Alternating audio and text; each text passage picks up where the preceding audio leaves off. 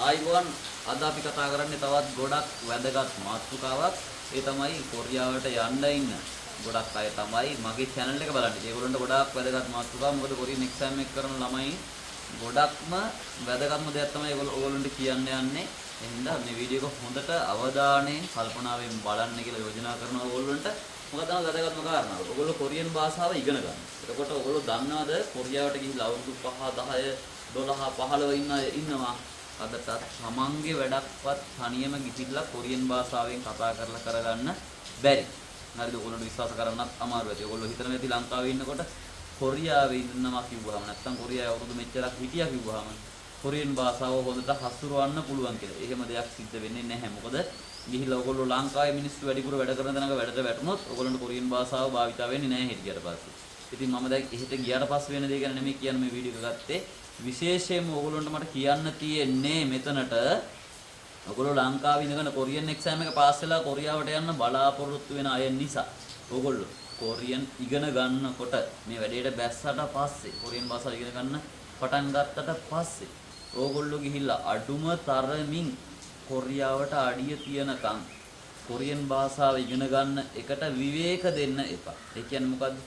ඔයා ජොබ් එකට විවේකයක් ගන්න. වගේ මහන්සියට විවේකයක් ගන්න. හැබැයි මේ කොරියන් භාෂාව භාවිතා කරන එකෙන්, පාඩම් කරන එකෙන්, කියවන එකෙන්, උච්චාරණය කරන එකෙන් රෙස්ට් එකක් ඉල්ලන්න එපා. මනස වගේ රෙස්ට් එකක් ඉල්ලයි, විවේකයක් ඉල්ලයි. අපි දවස් දෙක තුනක රෙස්ට් එකක් කරන් ට්‍රිප් එකක් ගෙන් ඇවිල්ලා නැවත පාඩම් කරමු. හරිද? එහෙම කියලා ඔයාගේ මනස නිතරම ඔයාගේ විනෝදාස්වාදයේ පැත්තට අරගෙන යන්න උත්සාහ කරා. ඒක තමයි මනසේ ස්වභාවය. මනස ඒ මොහොතේ ආව සතුටින් තියන්නේ කොහොමද කියන එක තමයි නිතර බලන්නේ. ඔයා අනාගතේ කොයි වගේද සතුටින් තියන්න පුළුවන්, ඔයාගේ අනාගතේ සුව පහසු වෙන්නේ කොහොමද කියන එක ගැන මනස තීරණ ගන්නව අඩුයි. ඒක බලහත්කාරයෙන් අපි කරගෙන යන්න ඕනේ වැඩක්.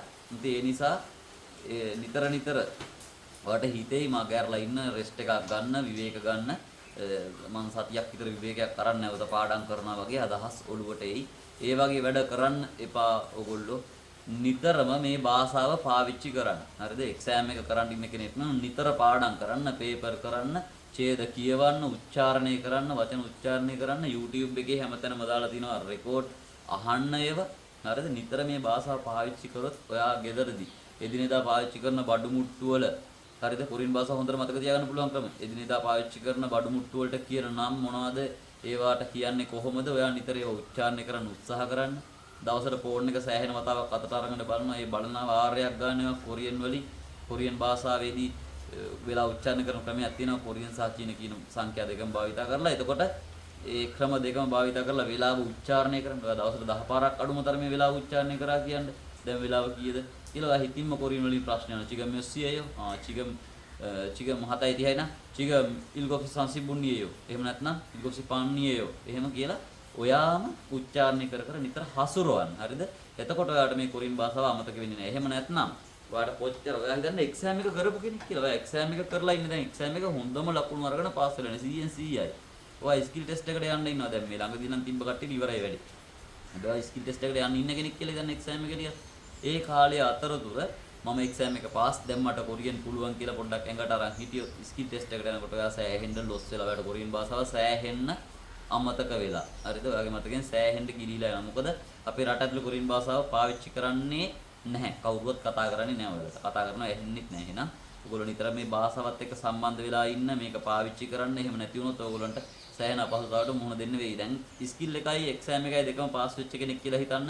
ඔයා දැන් හිතනවා හරි දැන් මට කොරියාවට යන්න තියෙන්නේ, මට ගිහිල්ලා සැපට ඉන්න පුළුවන්, මට කොරියනුත් පුළුවන්, ඔක්කොම පුළුවන්.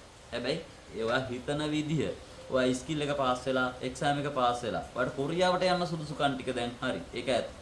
හැබැයි කොරියාවට ගියාම අන්තාසරණ වෙනවා. මොකද ඔයා මාස 6ක් වෙබ් එකේ ඉඳලා ඔයාට ඇග්‍රීමන්ට් එකක් ආවොත් ඔයාට මාස 6ක් කොරියන් පාවිච්චි කරන්න නැතුව හිටියොත් ඔයා කොරියාවට යනකොට ඔයා ඉන්න මට්ටමේ ඉඳලා 98ක් විතරම පල්ලෙහාට වැටලා ඉන්නවා. ඔයාට බොහොම පොඩ්ඩයි කොරියන් කතා කරගන්න පුළුවන්. ඔයා එක්සෑම් ලියලා ස්කිල් ටෙස්ට් පාස් වෙලා කොරියාවට යන්න බලාපොරොත්තු වෙන වෙබ් එකේ ඉන්න කෙනෙක් නම් කොරියන් ඩ්‍රාමා බලන්න. හරිද? YouTube එකේ තියෙනවා කොරියන් දෙබස් කම්පැනි වල කතා කරන විදි ගැන. ඕවා බලන්න. නිතරම මේ භාෂාව පාවිච්චි කරන්න. කොරියාවේ ඉන්න කෙනෙක් වුණත් භාෂාව දැන් තේරෙන්නේ නැත්නම් ඔයා නැවත ආරම්භ කරන්න.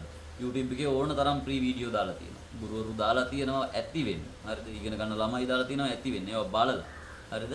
ඒවා බලලා නිතර භාෂාව පාවිච්චි කරන්න උත්සාහ කරන්න. ඔයාලට කොරියාවට ගියත් කොරියාවට යන ලෑස්ති වෙන කෙනෙක් වුණත් මේක ඉතා වැදගත් දෙයක්. මොකද ඔයා කොරියාවට ගියට පස්සේ ඔයාට එළියට බහැලා ලංකාවේ වගේ යාළුවෝ කම්පැනි වල වැඩ කරන කට්ටිය ඔයාලට සපෝට් එකක් දෙන්නේ ඉඳී. හැබැයි ඔයාලට තනියම මොනවා හරි දෙයක් කරගන්න අවශ්‍ය වෙච්ච වෙලාවට ඉස්පිරිතාලයකට යාළුවෝ වැඩ වෙලාවකට ඉස්පිරිතාලයට ගිහලා මොකක් හරි පොඩි අසනීපයකට බෙහෙත් ටිකක් ගන්න උනත් ඔයාලට සිංහලෙන් කතා කරන්නත් බෑ. හරිද? ඉංග්‍රීසි වලින් හොඳටම කතා කරන්න පුළුවන් නම් පොඩි මොනවා හරි දෙයක් කරගත්ත හැකි. ඒත් කොරියාවේ බහුතරයකට ඒක තේරෙන්නේ නැහැ. ඒගොල්ලෝ කතා කරන විදිහට ඉංග්‍රීසි තේරුණත් ඒගොල්ලෝ උච්චාරණය කරන ප්‍රොනවුන්සියේෂන් එක අපේ ඉංග්‍රීසි තේරෙන අයට තේරෙන්නේ නැහැ. ඒ නිසා කොරියාවට යන කෙනෙක් නම් කොරියන් භාෂාව ඉගෙන ගන්න කෙනෙක් නම් ඒකට විවේක දෙන්න එපා. කොරියන් භාෂාවට විවේක දුන්නොත් ඔයාට ඒක අමතක වෙනවා. එහෙනම් අද වීඩියෝ එක එච්චරයි. ඔයාලට මේකෙන් මොන හරි දෙයක් ගන්න ලැබුණා නම් කමෙන්ට් එකක් දාන්න පල්ලෙහැයි. මට ඒ ගැන බලලා සතුටු වෙන්න පුළුවන් ඉතින්.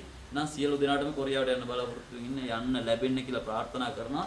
ඔයාලට අනිවාර්යයෙන් යන්න ලැබෙනවා. ඔයාලා ඒ හීන වෙනුවෙන් එක දිගට වැඩ කරන්න. විවේක දෙන්න එපා. ඒ ටාගට් එක ගහනකම්ම විවේක ගන්න නැතුව එක දිගට වැඩ කරලා බලන්න ඔයාලට යන්න පුළුවන්. ජය